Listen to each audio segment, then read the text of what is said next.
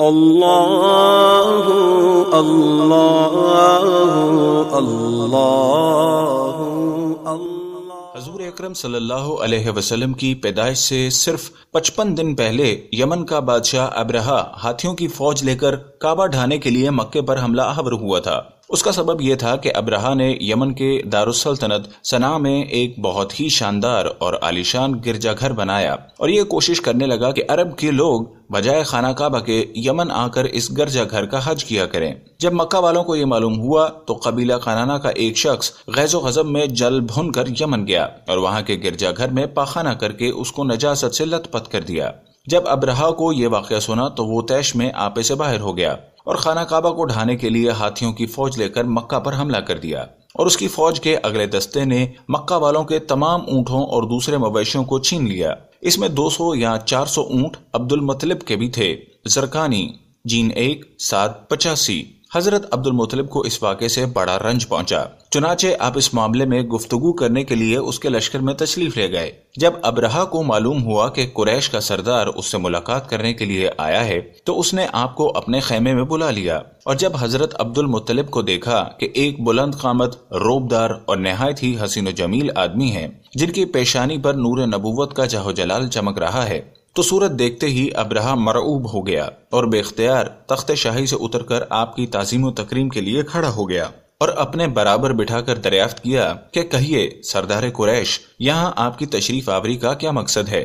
حضرت عبد المطلب نے جواب دیا کہ ہمارے اونٹ اور بکریاں وغیرہ جو آپ کے لشکر کے سپاہی ہانک لائے ہیں، آپ ان سب مویشیوں کو ہمارے سپرد کر دیجئے۔ یہ سن کر ابرہا نے کہا کہ اے سردار قریش، میں تو یہ سمجھتا تھا کہ آپ بہت ہی حوصلہ مند اور شاندار آدمی ہیں، مگر آپ نے مجھ سے اپنے اونٹوں کا سوال کر کے میری نظروں میں اپنا وقار کم کر دیا۔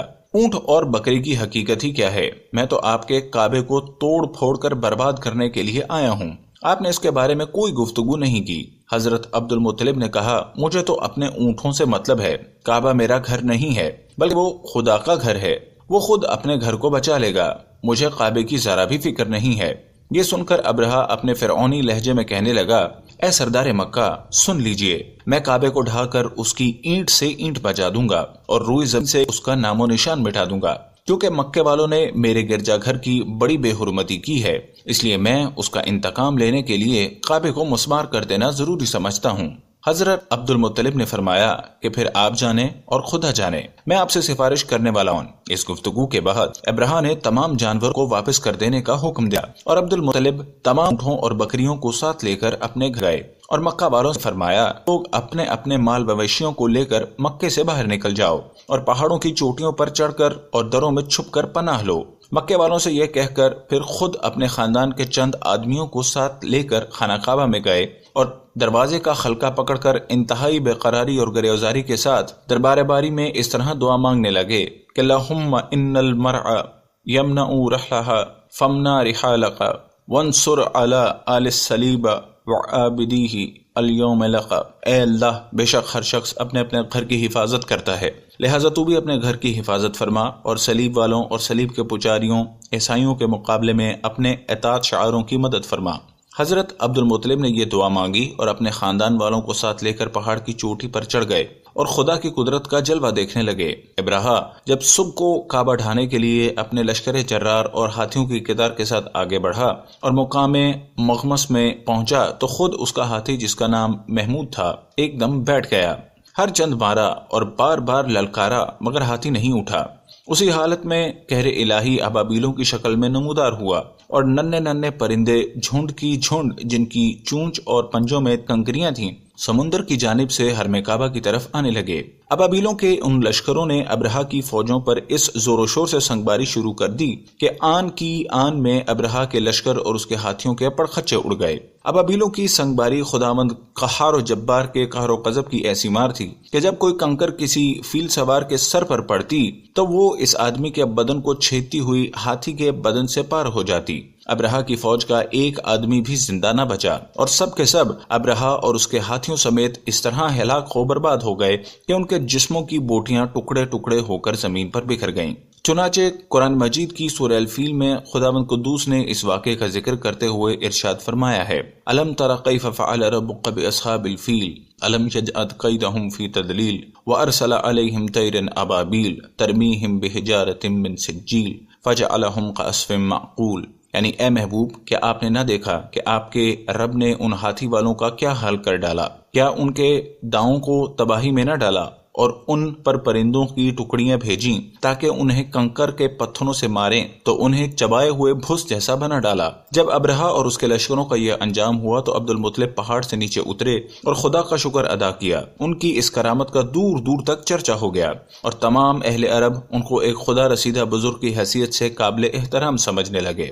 शरा अज़्ज़रक़ानी अलल मवाहिब अल-मक़सद अल-अव्वल आमल फ़ील व क़िस्सा अब्रहा जीम 1 साद 164। तारीख़ अक़वाम आलम के मुताले से पता चलता है कि खाना काबा और हरम शरीफ इससे पहले भी सानेहात से मुतासिर होता रहा है। तूफ़ान नूह की वजह से सैयदना आदम अलैहिस्सलाम की बनाई हुई बैतुल्लाह की बुनियादें भी ग़रक़ आब हो गईं। पानी के रेले ने खाना काबा की जगह रेत और मट्टी इकट्ठी कर दी। रेत और मट्टी का यही अंबार बाद में एक उभरे हुए सुर्ख टीले की शक्ल में मर जाए अवाम बन गया। मजलूम और बीमार लोग इस टेले पर आके दुआ करते, हज के लिए भी लोग इस टेले पर आते। ये अमल हजरत इब्राहीम अलैहिस्सलाम की तामीर काबा तक जारी रहा। तूफान नूह के बाद खाना काबा कई दफा बारिशों के पानी और सैलाबी रेलों की जद में आया। यहाँ तक भी हुआ कि काबे का चौथा हिस्सा पानी में डूब गया। हज्जाज बिन यूसुफ की फौज ने खाना काबा पर संगबारी की। हजरत अब्दुल्ला बिन जुबैर को यहाँ मुहासरे में शहीद किया गया। बहरैन से करामता आए और हजर अस्वद निकाल कर ले गए। 20 साल से ज्यादा अरसे तक काबा का तवाफ हजर अस्वद के बगैर हुआ। तारीख इब्न खल्दून में है कि अमवी जर्नैल हसैन बिन नमीर ने कोहे अबू कबैस और कोहे काकान पर मंजनीक नस्ब करके खाना काबा पर संगबारी की। संगबारी इतनी शदीद थी कि कोई शख्स तवाफ न कर सका। इस हमले में खाना काबा की छत और पर्दे भी जल गए। लड़ाई जारी थी कि यजीद मर गया। उसकी मौत की खबर जब अब्दुल्ला बिन जुबैर को मिली तो उन्होंने पुकार कर कहा, अरे कम बख्तो, ए उद्वल्लाह, अब तुम क्यों लड़ रहे हो? तुम्हारा गुमराह सरदार तो मर गया। तारीख इब्न खल्दून सौद 684। 929 फिरके के पैरोकार अबू ताहिर सुलेमान बिन अल हसन ने एक लश्कर जर्रार के साथ मक्के पर चढ़ाई की और हरम शरीफ में दाखिल होकर कत्ले आम शुरू कर दिया। अबू ताहिर फिरके के बानी अबू सईद का भाई था। इस कत्लेआम में मक्का शहर और गिरदोनवाह में 30,000 अफराद शहीद किए गए, जिनमें तवाफ करने वाले 700 अफराद भी शामिल थे। बहरैन के शहर हिजर से आने वाले करामता हजर अस्वद निकाल कर साथ ले गए। तारीखी हवाले बताते हैं कि 20 साल से ज्यादा अरसे तक काबे का तवाफ हजर अस्वद के बगैर हुआ। अबू ताहिर ने मक्के का रास्ता भी बंद करने की कोशिश की ताकि आजमीन हज वहां जाने की बजाय हिजर आए, लेकिन उसे कामयाबी न हुई। काबे की हालिया तारीख में भी एक अलमनाक सानहा पेश आया। काबा शरीफ पर मुर्तदीन का कब्जा हो जाने की वजह से 14 दिन तक तवाफ मुअत्तल रहा। इस अरसा में हरम काबा के दरो दीवार अजान और जमात की सआदत से महरूम रहे। यकम मुहर्रम उल हराम के मुताबिक 20 नवंबर 1979 मंगल की सुबह इमाम हरम शेख अब्दुल्लाह बिन सबील ने नमाज फजर का सलाम फेरा ही था कि चंद आदमियों ने इमाम साहब को घेरे में ले लिया। इनमें से कुछ लाउड स्पीकर पर काबिज हो गए। उस वक्त हरम शरीफ में 1 लाख के करीब नमाजी मौजूद थे। इन हमला आवरों का सरगना 27 साला मोहम्मद बिन अब्दुल्ला कहतानी था, जिसने 4 साल तक मक्का यूनिवर्सिटी में इस्लामी कानून की तालीम हासिल की थी। इसका दस्तेरास्त जहीमान बिन सैफ अल उतीबा था। इन लोगों ने बड़ी बारीक बीनी से प्लानिंग करके जनाजों का बहरूप बनाकर चारपाइयों के जरिए असलहा की बड़ी मिकदार तय खानों में जमा कर ली थी। जब तमाम तैयारियां मुकम्मल हो गईं तो अचानक हरम के तमाम दरवाजे बंद करके उन पर अपने मुसल्लह अफराद खड़े कर दिए। एक आदमी ने अरबी में ऐलान किया कि मेहदी मऊद, जिसका नाम मोहम्मद बिन अब्दुल्ला है, आ चुका है। नाम नेहाद मेहदी ने भी माइक पर ऐलान किया कि मैं नई सदी का मेहदी हूँ, मेरे हाथ पर सब लोग बैत करेंगे। इस गुमराह टोले ने मुकाम इब्राहिम के पास जाकर गोलियों और संगीनियों के साए में लोगों को धमकाते हुए बैत शुरू करवा दी थी। दोस्तों, हमारे चैनल की नशरियात अल्लाह ताला के अहकामात, अंबिया किराम के वाक़यात, हुजूर सल्लल्लाहु अलैहि वसल्लम और असहाबा किराम की ज़िंदगी के वाक़यात, औलिया किराम की ज़िंदगी के वाक़यात, सबक आमोज़ वाक़यात, अल्लाह ताला के अहकामात को पूरे करने के फ़ज़ाइल और हुजूर अक़दस सल्लल्लाहु अलैहि वसल्लम की सुन्नत मुबारका को पूरे करने के फ़ज़ाइल, कुरान और हदीस से तस्दीक शुदा वज़ाइफ और ख़ास तौर पर दुरूद पाक के फ़ज़ाइल से मुतल्लिक़ होती हैं, जिसमें हम इसके मुस्तनिद और तस्दीक शुदा होने पर ख़ास तवज्जो देते हैं। ہمارا تعلق کسی بھی فرقے یا گروہ سے نہیں، اور ہمارا مقصد خالصتاً اللہ تعالیٰ کی رضا کے لیے نیکی کا پیغام امت مسلمہ تک پہنچانا ہی ہے۔ آپ کے تعاون کا بہت شکریہ۔ اللہ اور اس کے رسول کا یہ پیغام دنیا کے آخری کونے تک پہنچانے میں ہمارا ساتھ دیجیے۔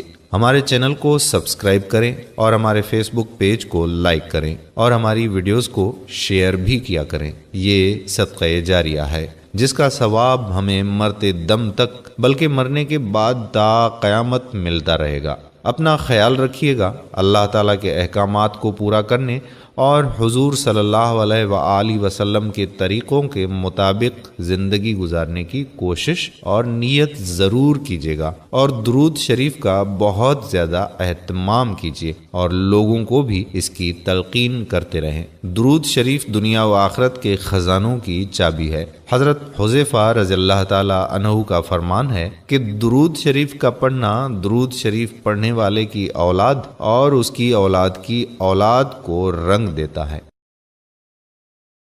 جزاک اللہ خیرہ۔